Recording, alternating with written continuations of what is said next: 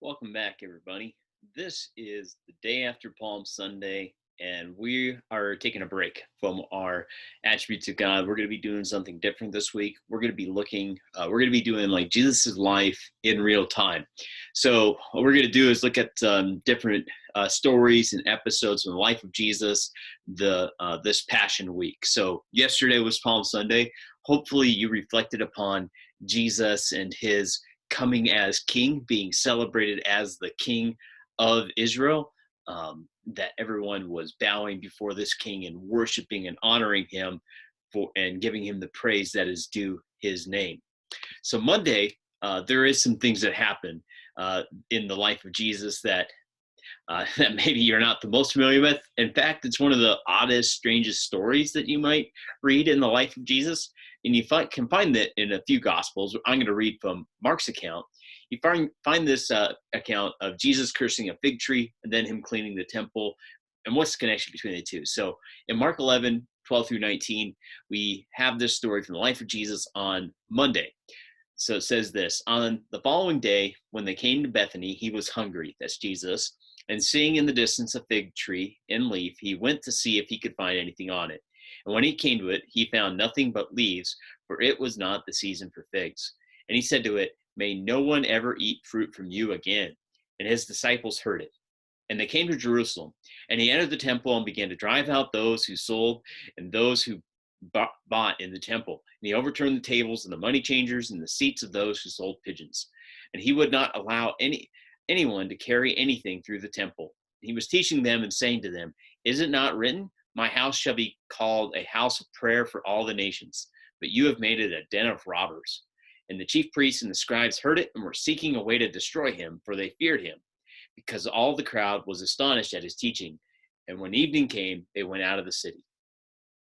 So in this episode of Jesus' life, we have him cursing the fig tree, followed by the temple cleansing. Earlier yesterday on Palm Sunday, we were actually told that Jesus entered the temple and then left and went and stayed the night in Bethany, which was a nearby town.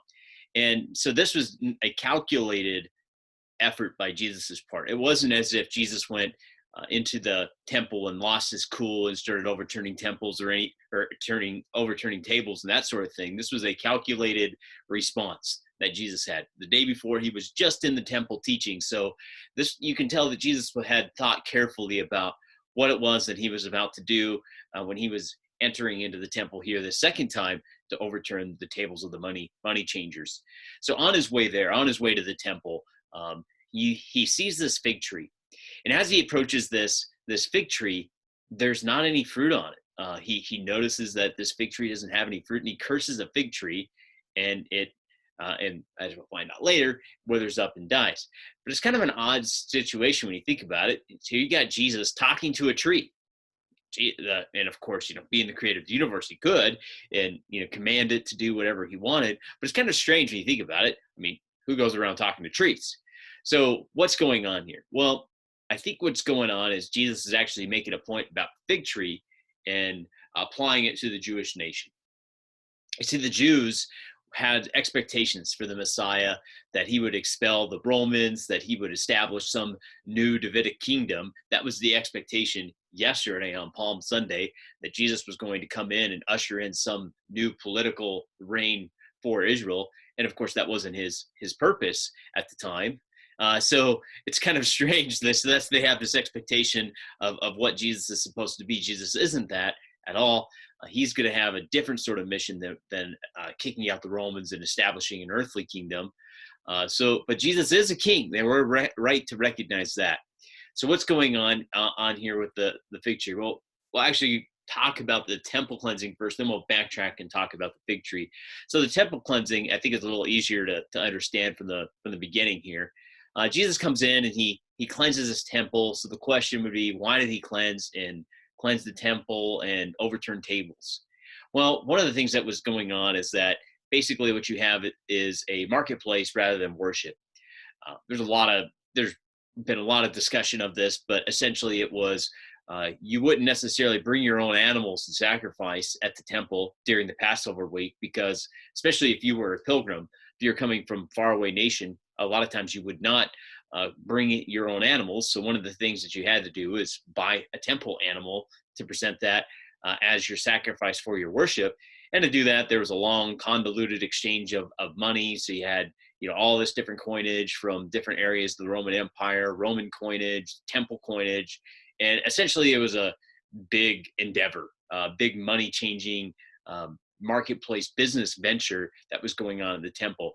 The rumor was that they were probably extorting people because they were the only business in town, and it was a way for them to make quite a considerable amount of money. And so you have a business being run basically instead of people worshiping God. Instead, they're having to deal with all the finances of trying to get the right animal and exchanging their money and that sort of thing. And so it was no longer about worshiping God. Hence his quote about it's supposed to be a house of prayer for the nations because everybody's there, everybody's supposed to be praying. But right now we're all about exchanging money and extorting people right now. So that's not right. So Jesus, that's one reason that he overturned the table. So another reason would be have theft versus piety.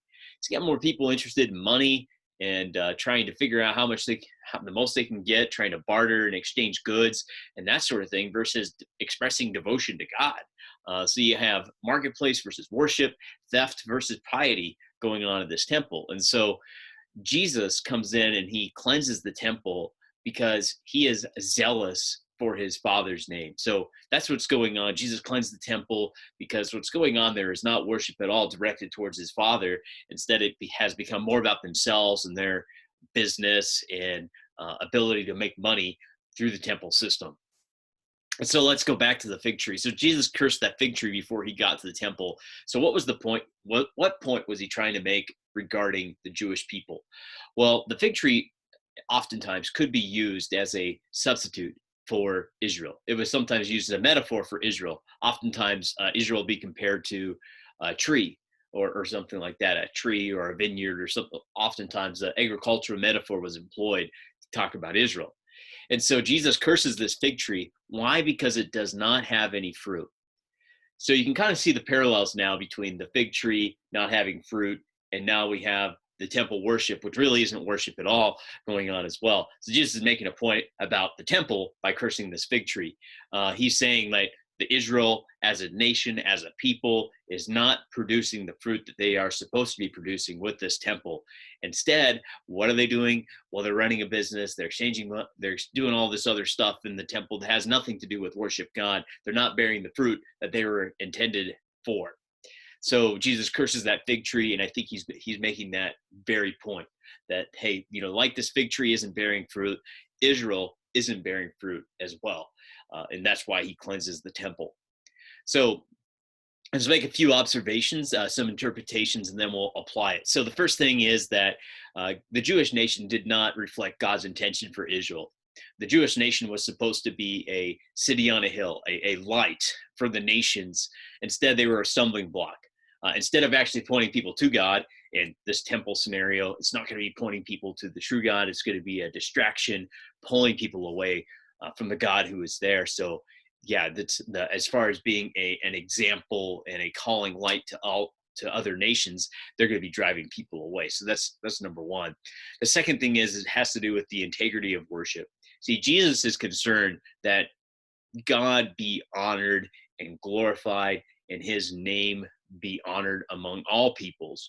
So what's going on? The temple is not doing that because Jesus is zealous for the name and reputation and honor and praise of his Father. So Jesus has a burning desire for that. The other thing is that there's a curse that comes for fruitlessness. Religious hypocrisy will be cursed by Jesus.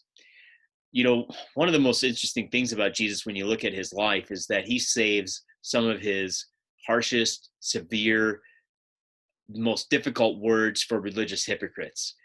It seems like Jesus has a lot more grace and patience towards those who are not hypocritical. But here you got the Jewish leaders in particular who are supposed to be the ones who are the prime examples of what it means to be a Jew, pointing people to God, and they are probably the farthest away through their hypocrisy.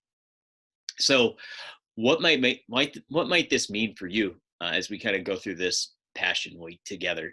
Well, number one, I think it has to do with I guess, your own walk. In your own walk, are you reflecting Jesus?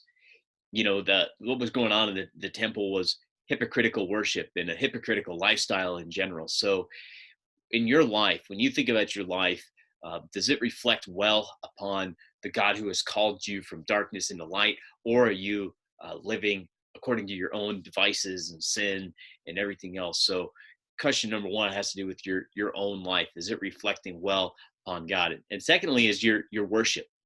Does your worship have integrity? Is it directed towards God or towards yourself? Is God honored? Are we more interested in how we appear to other people in our worship?